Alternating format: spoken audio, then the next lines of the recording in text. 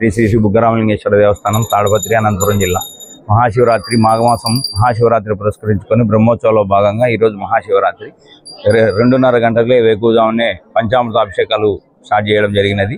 2:30 నుంచి 3:30 వరకు అభిషేక కార్యక్రమాలు అయిపోయినాయి. ఆ తర్వాత భక్తులందరికీ దర్శనభాగం కల్పించడం కోసమని క్షీరజలాభిషేకం అనే కార్యక్రమాన్ని స్టార్ట్ చేసినాము.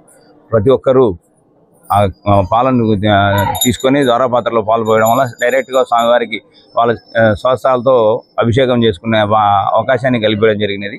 తరువాత కళ్యాణోత్సవం, రేపు కళ్యాణోత్సవం జరుగుతుంది. ఈరోజు సాయంకాలము విశేషంగా సాంస్కృతిక కార్యక్రమాలు ఉన్నాయి.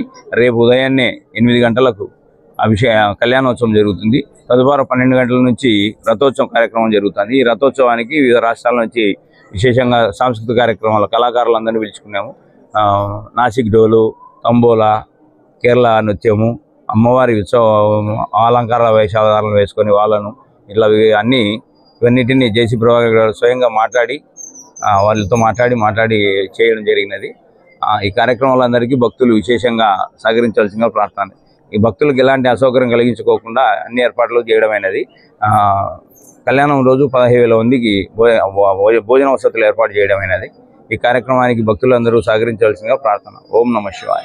శివాయ శ్రీమన్ మహాదేవాయ త్రయంబకాయ త్రిపురాంతకాయ త్రికాగ్ని కాలాయ కాలాగ్ని రుద్రాయ నీలకంఠాయ మృత్యుంజయాయ సర్వేశ్వరాయ సదాశివాయ శ్రీమన్ మహాదేవాయ. శ్రీ బుగ్గరామలింగేశ్వర దేవస్థానం తాడపత్రి అనంతపురం జిల్లా మహాశివరాత్రి మాఘమాసం మహాశివరాత్రి పురస్కరించుకొని బ్రహ్మోత్సవంలో భాగంగా ఈరోజు మహాశివరాత్రి 2:30 గంటలకే వేకువజామునే పంచామృతాభిషేకాలు స్టార్ట్ చేయడం జరిగినది. 2:30 నుంచి 3:30 వరకు అభిషేక కార్యక్రమాలు అయిపోయినాయి. ఆ తర్వాత భక్తులందరికీ దర్శనభాగం కల్పించడం కోసమని క్షీరజలాభిషేకం అనే కార్యక్రమాన్ని స్టార్ట్ చేసినాం. ప్రతి ఒక్కరూ పాలను తీసుకొని ద్వారపాత్రలో పాలు పోయడం వల్ల డైరెక్ట్గా స్వామివారికి వాళ్ళ స్వస్థాలతో అభిషేకం చేసుకునే అవకాశాన్ని కల్పించడం జరిగినది. తరువాత కళ్యాణోత్సవం, రేపు కళ్యాణోత్సవం జరుగుతుంది. ఈరోజు సాయంకాలము విశేషంగా సాంస్కృతిక కార్యక్రమాలు ఉన్నాయి.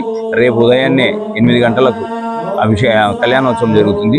తదుపరి 12 గంటల నుంచి రథోత్సవం కార్యక్రమం జరుగుతుంది. ఈ రథోత్సవానికి వివిధ రాష్ట్రాల నుంచి విశేషంగా సాంస్కృతిక కార్యక్రమాలు కళాకారులందరినీ పిలుచుకున్నాము.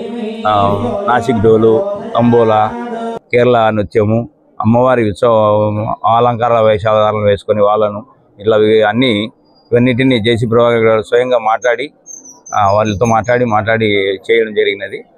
ఈ కార్యక్రమాలందరికీ భక్తులు విశేషంగా సహకరించాల్సిందిగా ప్రార్థన. ఈ భక్తులకు ఎలాంటి అసౌకర్యం కలిగించుకోకుండా అన్ని ఏర్పాట్లు చేయడమైనది. కళ్యాణం రోజు 15,000 మందికి భోజన వసతులు ఏర్పాటు చేయడమైనది. ఈ కార్యక్రమానికి భక్తులందరూ సహకరించాల్సిందిగా ప్రార్థన. ఓం నమః శివాయ.